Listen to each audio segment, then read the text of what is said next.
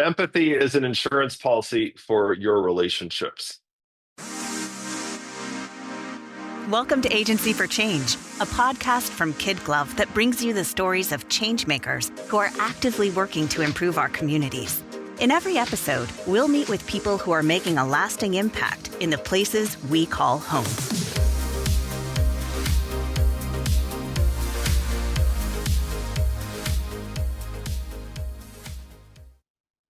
Hey everyone, welcome back to the Agency for Change podcast. This is Lynn Weinman, President and Chief Strategist of KidGlov. On this particular podcast, we like to shine a spotlight on people and brands making the world a brighter place. And sometimes we get to do that literally. Today's guest knows all about chasing the sun, both in his life and at work. Mohammadpour is the founder and chief well-being officer of Chasing the Sun. He is a global keynote speaker who has helped organizations from Adobe to the U.S. Army build stronger cultures, better communication, and ultimately happier humans. So buckle up. We're about to talk wellness, culture, and why your boardroom could use a little more sunshine. Mark, welcome to the podcast. Thank you, Lynn. It's wonderful to be here. I am so looking forward to talking to you because you are in Portland. I am in Nebraska. I know it's very early for you, so it seems appropriate that the name of your company is Chasing the Sun. Can you tell us a little bit about Chasing the Sun and the work you do? After working in public relations for 20 years, working with companies like Microsoft and the U.S. Army, and after losing and keeping off 150 pounds, I launched Wow. Chasing this. Yeah, I know. No shakes, no pills, eat less, Amazing. exercise more. I launched Chasing the Sun to empower people to shine. And it's been a journey over the last 6 years with Chasing the Sun, which was at the beginning primarily a health coaching company for PR professionals and communicators. And now it's a full-blown employee culture and well-being consultancy. I talk to companies about their culture, about their well-being. We ultimately want healthy employees because healthy employees, healthy people can positively impact business results. And so I deliver relatable, practical, and actionable conversations around empathy, around how to create a culture of well-being, around communication that ultimately help to increase transparency and build better relationships and really help answer the question, is my life better because I work here? And so today I'm leading workshops, delivering keynotes, running offsites, all around that nexus of communication, employee culture, and well-being. And it's been a wonderful journey so far. I love so much about what you're saying, Mark. People won't be able to see this because this is a podcast and we don't record video with this podcast, but I am smiling ear to ear because I love so much of what you said. And I wrote down so many notes just on this first response. But I wrote down the first thing that really struck me is you said, I do this work to empower people to shine. Wow, that's got to make it fun to jump up and get out of bed every day, doesn't it? It does. And I think one of the things that, as over time, Lynn, that I've taken a lot of pride in is really sort of helping redefine well-being. When we think about wellness, for instance, we think a lot about in terms of these things that we kind of purchase, right? We purchase healthy drinks and healthy gym equipment, and those things are important. But what I'm trying to do is really help create conversations that help people feel better about themselves every day, about Absolutely. their confidence, about their willingness to show up at work every day, their ability to build strong relationships. And that means kind of getting through the fluff. And so when I think about helping people shine, it's to be able to say, I want people to be able to sleep well at night. I want to Yeah. be people to feel rested when they wake up. I want people to be able to show up at work and at home in the best way that they know how. And so to do that requires a lot of energy and a Yeah. lot of transparency and communication. And so that's where my conversations really help create a path for people to be able to say, yeah, I can make some changes to my life and improve not only myself personally, but myself professionally and see the results quickly. Oh, Mark, that's fantastic. I'm going to tell you the second thing I wrote down because you packed so much into that opening statement. The second thing I wrote down is you want people to answer the question, is my life better because I work here? Wow. And as the founder of an agency called KidGlov that speaks to taking great care of both brands and people, that is a really amazing question about your culture and also a really terrifying question, right? Like, as an employer, to say, can my employees positively answer this question? Is my life better because I work here? Wow, what led you to that point to put that audacious question out there and fabulous It question is at on. the same time? It is audacious. I think it surprises people a little bit, but that's the truth. Yeah, I come from a family of people who have worked in the same job in the same company for decades. yeah. My mom was a registered nurse at the same hospital for 40 Mm, years. My mhm. grandfather worked on the Burlington Northern Railroad Wow. from Minnesota to the West Coast, working on the caboose. He was there for 40 years, and when he Wow. retired, the company gave him, a gold watch and all of those things. And there's nothing wrong with that. I just think society has evolved where people are not working at the same company for a long Right. time. We have the advent of the internet and social media and AI and really beyond sort of the life-changing circumstances that has a result. It's really about information sharing and people realizing, oh my gosh, I could be doing different things with my life and still feel healthy, still make money, still be able to provide for my family. And I think I share this message around, is my life better? Not to put a lot of pressure on companies, but at the same time, it is this reality: is how am I showing up as leaders? Is what I'm offering as a company from a benefit standpoint, from a pay time off standpoint, from a rapport standpoint, from a communication standpoint, and ultimately helping people's confidence, their sleep, their not, and a lot of us think primarily about financials, and of course that's a huge part of it. But there's a number of different elements around compensation and around how people are feeling, and so I think it's an important conversation to have, and I think it's also an important conversation that leaders within companies Yeah. that are managing people.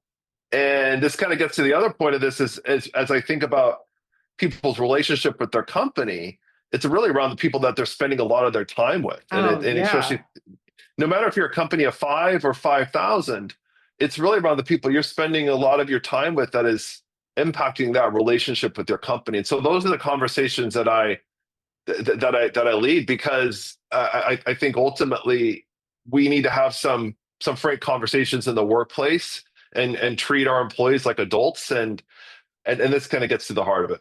Absolutely. Mark, I saw a statistic a few years ago that said most of us are going to spend 200,000 hours at a job, right?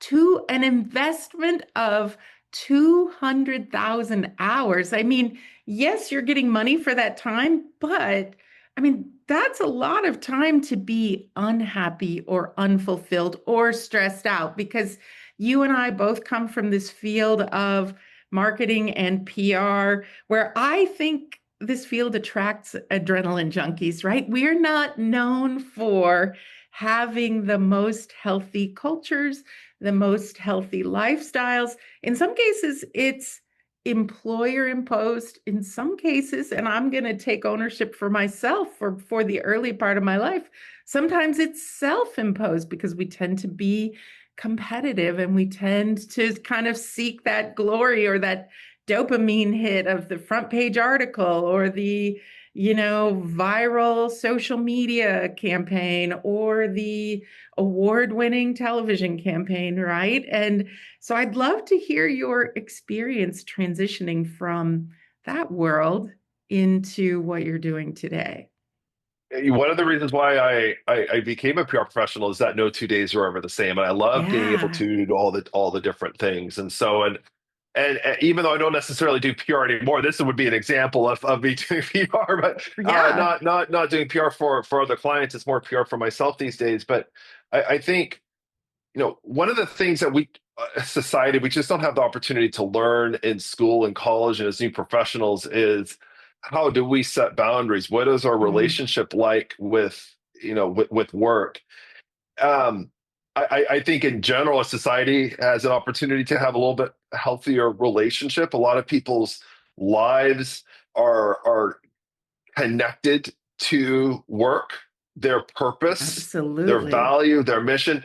And my message, Lynn, is to not stop people from working if they're not passionate about it. What I want to do is I just really want people to take a step back and evaluate their relationship with work. And as you're saying, is spending more than 200,000 hours. If you were to take a step back and analyze how many of those hours are spent working in meetings, actually providing value, how are you feeling good about that? I think it's kind of a scary exercise, but it's an important exercise. And Yeah. so, you know, the other part of this is as leaders, and you yourself as a founder and leader of your company, it's also recognizing that our employees are looking up to us and Yeah. they're following our lead. And sometimes we have to remind ourselves that how we show up at work every day, how we show up or don't show up when we're on vacation, on nights and weekends, that people are looking at us. They because they want to say, oh, I want to be Lynn one day, or I want to be my manager one day. How do I get there? Oh, she's doing this or he's doing that. I have to do that. And I think having those conversations can have a ripple effect on how those 200,000 hours Yes. can be spent or should be spent. And a lot of that comes down to communication, which is where my background in PR and communication really lends itself to having conversations about employee culture and well-being. And a lot of that's what a lot of this comes down to and what I love leading Absolutely. conversations about. Absolutely. Mark, I'm still asking you questions based on your first answer because it was just so good. And I think it's a testament to the kind of PR professional you are too. But the third thing that I noted from your very first answer was you said, I deliver workshops, keynotes, coaching. I'm probably not even including all of the things, and I'll let you help me out there.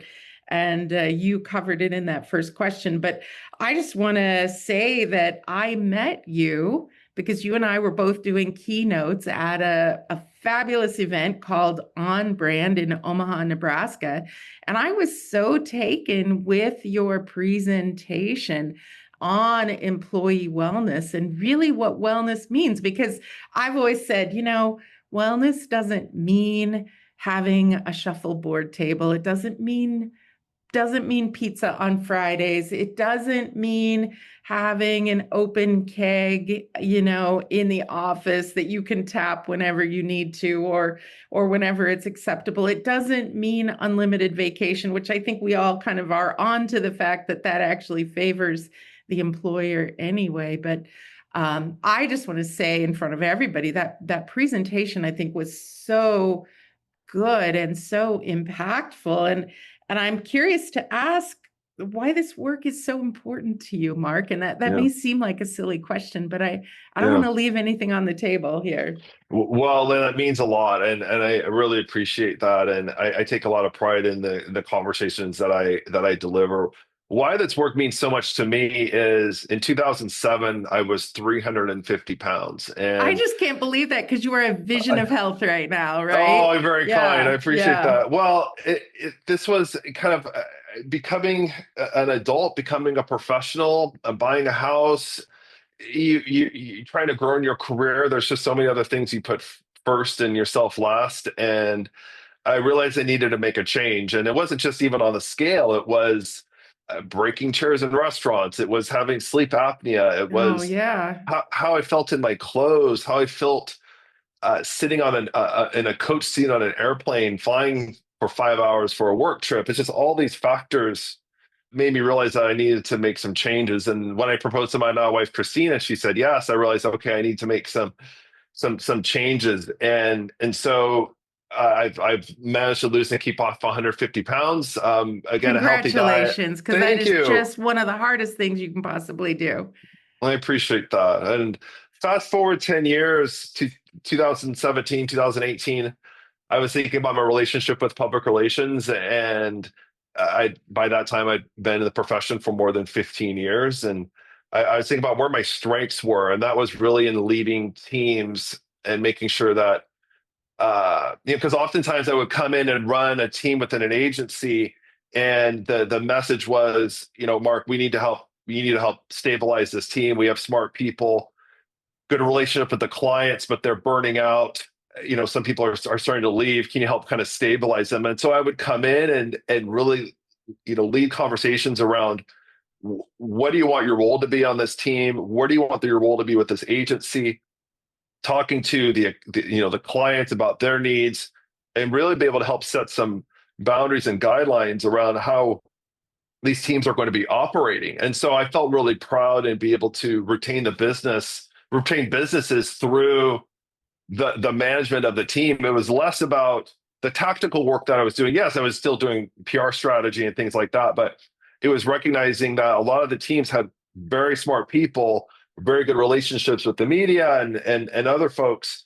And I just felt very comfortable in that role. And so I sort of combined that background with my weight loss journey and said, I think there's something here to talk about the well-being of the PR professional, which has obviously expanded, beyond that vertical. I'm working with companies in all sorts of different capacities. And then I think over the last few years, with the kind of the shifting relationship between employees and employers, the remote work, the hybrid, there's a need to lead conversations on this topic for the foreseeable future. And so that's where my passion for the mission comes in. And I just love where it's at, and excited for what's to come.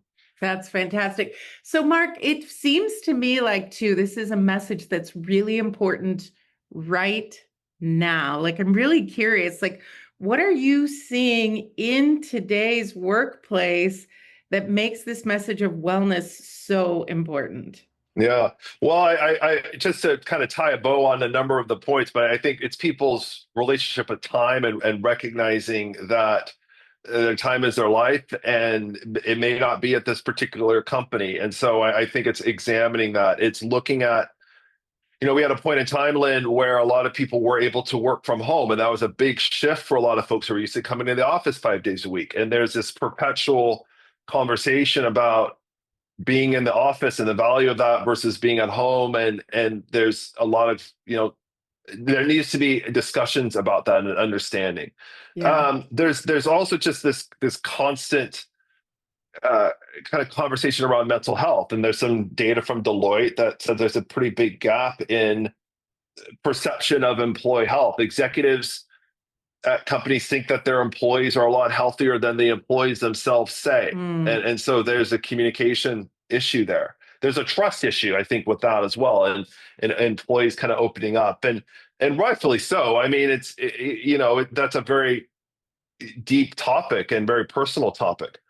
I think just in general, the challenges in social connection and belonging is key. And I think part of that comes with being from home, working from home a long time. And we realize that we need to see each other in person. Yeah. But you also have to put purpose behind that. If you make people come into an office and everybody is just on their computers all day, that doesn't necessarily solve the problem. What's the point, right? You're What's the still on point? Zoom you're going to come get dressed up and come into the office to be on Zoom versus doing it Exactly. from home. Yeah. Yeah, Exactly. good point. And then you have the constant, Lynn, you kind of have the constant headlines about the different generations.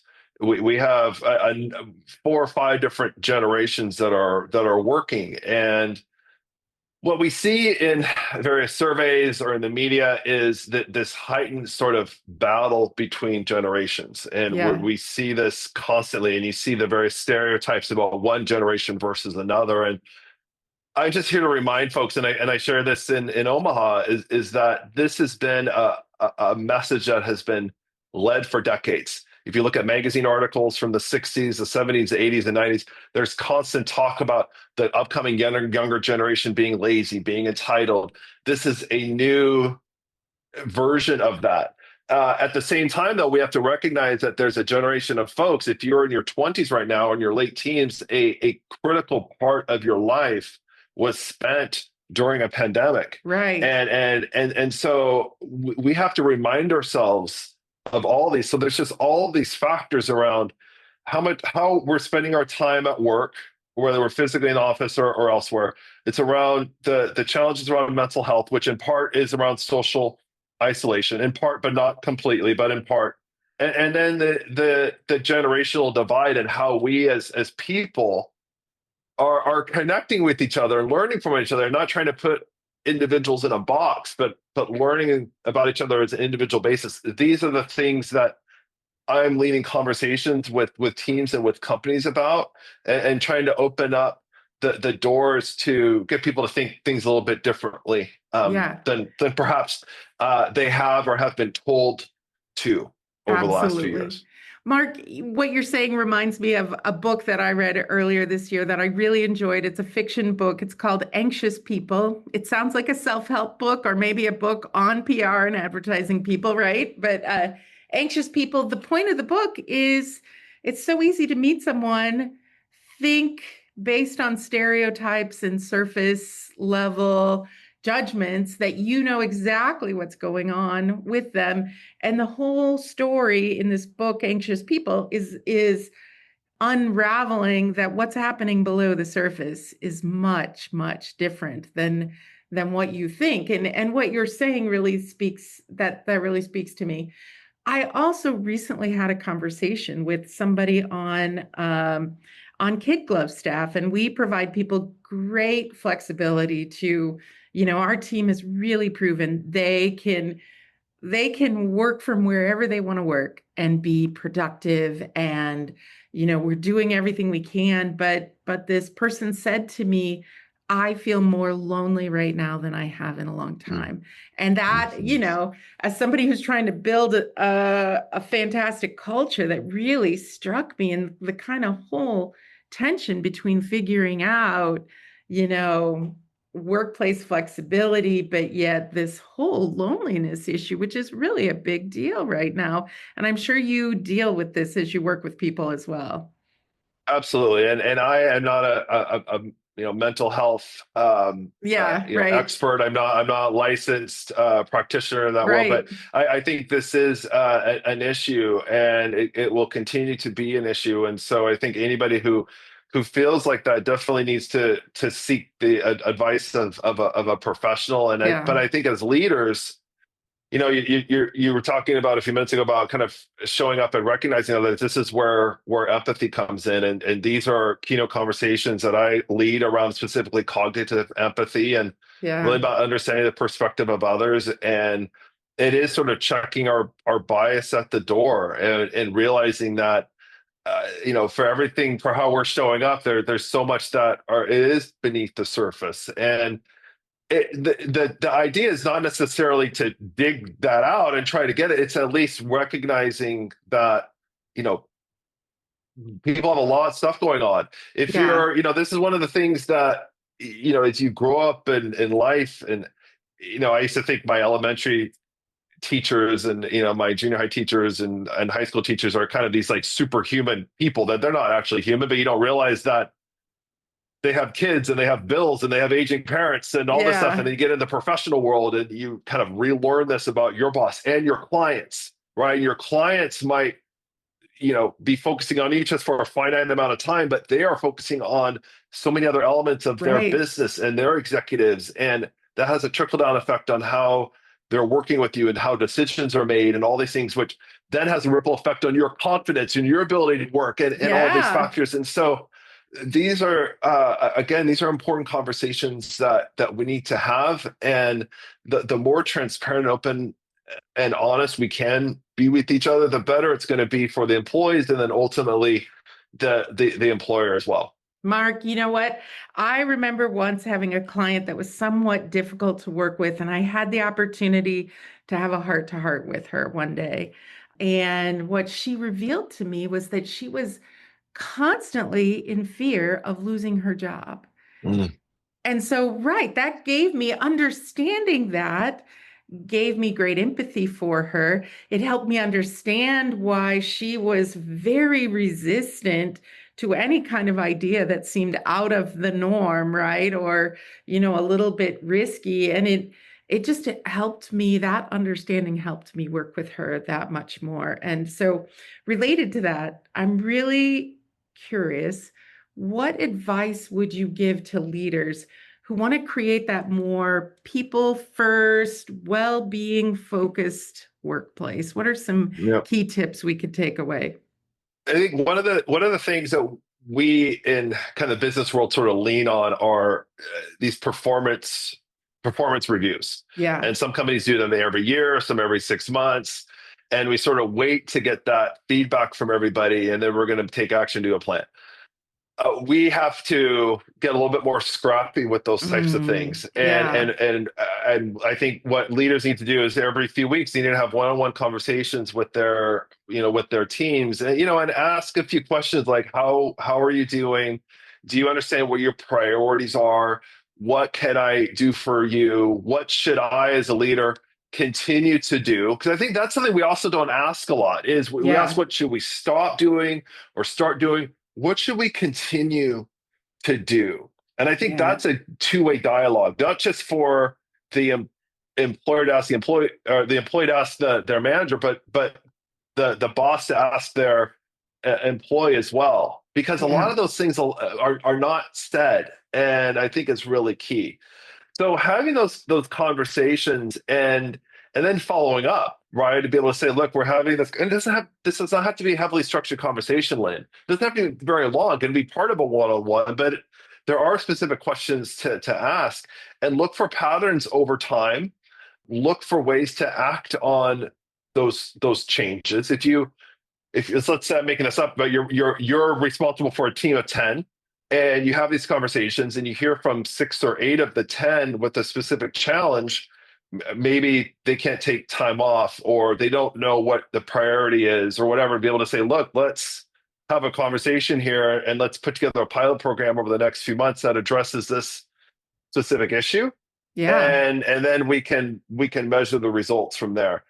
People want to be heard, and they also want to Yeah. know that action is being taken. I think this is one of the things that companies get so nervous about doing surveys, is that they're afraid to get the feedback. They should not be afraid to get the feedback. Employees want to get the feedback, but employees also want to know that something is going to happen as a result of it. Yeah. And so that's the other part of it. It's not just listening, but actually taking charge. So this might seem very simple, and on paper it is, but this alone can incredibly increase the culture and well-being of your teams. I love that. I heard you say regular interaction, providing feedback, listening to challenges, and then taking action, meaningful action. I think that's fantastic. And once again, I didn't see any mention of unlimited vacation or powder days or shuffleboard in there, which I really appreciate. Mark, Exactly. one thing I want to say to you is I love your brand as a Oh, branding professional, somebody who's written a book on branding, Chasing the Sun. Tell me more. I mean, it fits so perfectly with your mission of empowering people to shine, but I'd love to hear a little bit more about how that came about and what it means to you. well, coming from a branding expert, that truly means a lot. So thank you. Yes. There's three main areas where that comes from. The first is really in the name. Chasing the Sun to me is not about the destination, it's about the journey. So my weight Mm, loss journey, it's a journey, it's a continuing journey because of the life that it's given me, and I'm still living that life. It's a new chapter, but this journey for me has helped open the doors. You and I would not have met if it were not for that. And so right. many of the people and companies that I've had the honor to meet with over the last few years, it's been a huge part of the journey. So that's one. My mom used to sing "You're My Sunshine" to me growing up. So that's an ode to my Yeah. mom about that. And then the third, "Chasing the Sun," is a lyric, part of a lyric in a song called "Slide Away," which Yeah, is from a band called Oasis that was very big in the 90s. You might know Wonderwall or Champagne Supernova. They're my favorite absolutely. band in the world. We're recording this in 2025. They were big in the 90s. They've had a resurrection. They are selling out 80,000 seat stadiums Wow, in I Europe. love They're that. coming here to the US. I'm going to see them later this year. And so just combined, it just sort of came to life one day. And so that's how Chasing the Sun came to be. I love it. So, Mark, you've just proven one of my theories. My book is called Untangling Spaghetti, a Branding Fable, because I believe that creating a brand is like untangling spaghetti. And what you just gave us there are those three key pieces that helped you come together to create that beautiful brand, Chasing the Sun. And I love that so much. So, Mark, for those that are listening that want to get in touch with you to do a workshop, do a keynote, do some coaching, what's a good way for people to find you? Yeah. So the first is my website, chasingthesunpdx.com. Nice. Yeah, I'm very active on LinkedIn. Those are the two best ways to reach me. You can email me at mark at chasingthesunpdx.com. Try to make it very simple for folks. And I think one of the things that I love about this over the last few years, Lynn, is evolving the topics and listening to my clients as far as what they're interested in, and that's beyond even empathy or creating a culture of well-being. I'm talking with companies about passion at work and what that looks like, but it's also about bringing Yeah. energy. You have to have the energy in order to bring passion at work. Yes. So what does that look like? Around civility, which is just a critical topic now and for the foreseeable future. And how do we treat each other with respect? Because all of this, Yes. Lynn, it ladders up to the overall mission around empowering people to shine, and the energy that it takes to show up is key. Because I think people take a lot of pride at work. A lot of times, what we're talking about is that work is bad and companies are bad. And what I'm trying to do is really help build conversations between groups, because there is good in the work that we do as long as we feel passionate about what we're doing. And so I'm just trying to make sure that folks have the energy in order to do that and provide people with some practical and actionable ways in order to do so. I'm glad you brought up energy because I think that energy is just so important. I think you can have days where you go home and you're completely exhausted, but you're not physically exhausted, you're emotionally exhausted. And learning how to, I think almost as important as setting boundaries is learning how to manage your energy. And maybe that actually is the most important boundary is what am I going to give my energy to today? I'd love to hear your talk on energy. So hopefully I'll get to experience that someday, Mark. That'd be wonderful. I can't wait to hear your answer to this next question because it's my favorite question. I've asked it on every podcast, Mark. Our listeners know I am inspired by motivational quotes. And when I got up this morning, I was thinking, I wonder what original motivational quote Mark is going to give us today. So, what do you have in mind? Empathy is an insurance policy for your relationships. Oh, I that, I think I wholeheartedly believe that how we respond to people, how we care about people, how we understand their perspective is going to have an impact on the relationship for months, years, and decades to come. And the more empathy that we can have, and you can actually learn to be more empathetic. There's varying scales as far as kind of what we're bored with, but things like experiencing the arts, reading fiction, yeah. taking care of others that need to be taken care of, like my sweet puppy, my sweet puppy Molly. Those types of things help increase our empathy and our perspective. And it's just understanding that. And that's everything from how a manager treats their employee to how an employee treats their manager, because the roles could be reversed one day. They could be a referral. They could be a client. Yes. And obviously that translates to personal relationships as well. So this is a, a mantra of mine that I've been trying to live with. And, sometimes some days are easier than others, Yeah. but especially if you have various meetings get canceled or clients going in a different direction, or whatever. It's like you just try not to take it personal and realize it's various scenarios, and no one's intending to hurt or make things difficult, and realizing that there's sunnier days ahead. So. Sunnier days ahead. I love it. I expected nothing less than brilliance from you, but empathy is an insurance policy for your relationships. I feel like I'd love to have that on a poster on the wall right across from me so I can see it all the time. That is great. Mark, I love talking to you, and I'm sad that our time is coming to an end here. As we wrap up our time together today, what is the most important thing you'd like our listeners to remember about the work that you're doing? That the role of communication and respecting one another goes so far in not only the relationship between the employee and the employer, but the health and safety of your people, and you can care about people and still meet your business objectives. And in fact, I think it's important to, and I don't think healthy businesses are healthy if you don't take care of your people. And so I think that's the one thing that I want to close with is healthy people equals healthy business results, and vice versa. I love that so much. Mark, thank you so much for spending time with us today. I fully believe the world needs more people like you, more firms like Chasing the Sun, and I really appreciate you taking time with us today. My pleasure, Lynn. Thank you so much for having me. We hope you enjoyed today's Agency for Change podcast. To hear all our interviews with those who are making a positive change in our communities, or to nominate a changemaker you'd love to hear from, visit KidGlov.com at KidGlov.com to get in touch. As always, if you like what you've heard today, be sure to rate, review, subscribe, and share. Thanks for listening, and we'll see you next time.